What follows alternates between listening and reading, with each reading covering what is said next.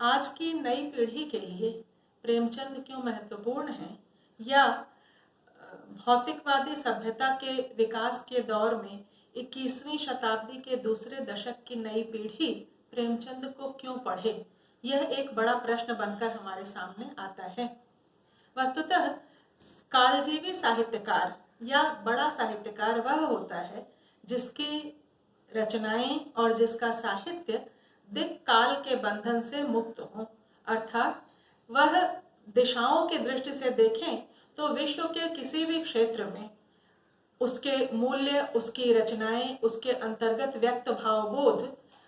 प्रासंगिक हों, और साथ साथ काल की दृष्टि से देखें तो उसकी रचनाओं का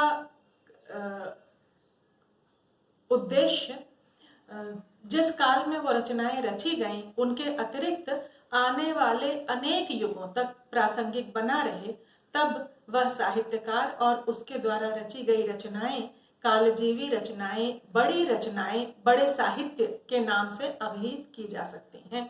प्रेमचंद एक ऐसे ही कालजीवी साहित्यकार हैं। आज की नई पीढ़ी को इसलिए भी आवश्यक है प्रेमचंद के विषय में जानना कि प्रेमचंद की रचनाओं का विश्व की सबसे अधिक भाषाओं में अनुवाद किया गया है।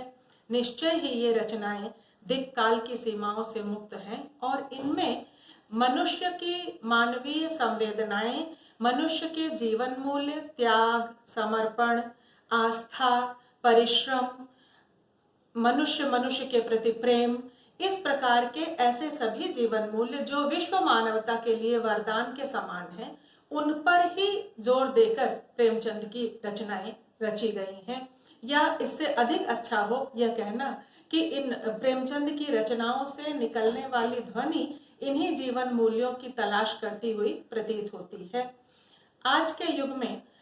आज का युग सांस्कृतिक पुनर्जागरण का युग है और पूरा विश्व भारतीय संस्कृति के सकारात्मक तत्वों के पुनर्जागृत होने की ओर आशा भरी दृष्टि से देख रहा है। भारतीय संस्कृति के वह सकारात्मक तत्व जो सभ्यता के विकास को भौतिकता से जोड़कर नहीं देखते, बल्कि भौतिकता से अलग कर आध्यात्मिकता और नैतिकता से जोड़कर देखते हैं। प्रेमचंद के पूरे साहित्य को यथार्थवादी साहित्य कहा गया क्योंकि वहां पर व्यक्त सामाजिक यथार्थ बिल्कुल स्पष्ट रूप से उनकी रचनाओं में अभिव्यक्त हुआ है। प्रेमचंद की किसी भी रचना को पढ़कर आप उस समय के समाज का जीवंत दृश्य देख सकते हैं, परंतु प्रेमचंद की रचनाओं में यथार्थवाद से अलग एक गहरा स्वर लगातार जीवन मूल्य, नैतिकता और आदर्शों का है, जिस पर प्रेमचंद बार बार जोर देते हैं। आज की पीढ़ी को प्रेमचंद के साहित्य में से उन्हीं मूल्यों को निकाल करके उनसे परिचित होने की आवश्यकता है। जैसे प्रेमचंद जीवन का सबसे बड़ा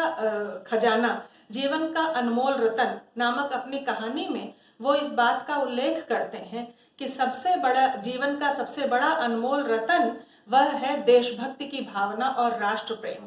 आज के समय में इस राष्ट्र प्रेम के पुनर्जागरण के दौर में प्रेमचंद की इस कहानी को पढ़े जाने की जरूरत है। उनकी सदगति या पूस की रात इत्यादि अनेक कहानियों में इन कहानियों को इसलिए पढ़े जाने की जरूरत है कि यह कहानियां मनुष्य के जात पात के बंधनों से इतर मनुष्य के रूप में वह किस प्रकार दूसरे मनुष्य से जुड़ता है और संवेदित होता है, इसका परिचय आज की पीढ़ी को होने की आवश्यकता है। तीसरा एक बहुत महत्वपूर्ण कारण है प्रेमचंद को क्यों पढ़े नई पीढ़ी, क्योंकि भारतीय परिदृश्य में आज की सजग, शिक्षित और जागरूक नई पीढ़ी अधिकांशतः हिंदी भाषा या अपनी मातृभाषाओं से उस प्रकार नहीं जुड़ पा रही है जितना वह अन्य भाषी, विशेषकर अंग्रेजी भाषा के साहित्य से परिचित होती है। प्रेमचंद को पढ़कर इस पीढ़ी के प्रति जिसने अंग्रेजी माध्यम से अपनी शिक्षा दीक्षा प्राप्त की है, इस पीढ़ी को भारतीय साहित्य से लगाव, परिचय और मूल्य प्राप्त होते हैं। ये अनेक कारण हैं जिनके कारण मैं सोचती हूँ कि नई पीढ़ी को प्रेमचंद का साहित्य अवश्य पढ़ना चाहिए, उनसे परिचित होना चाहिए।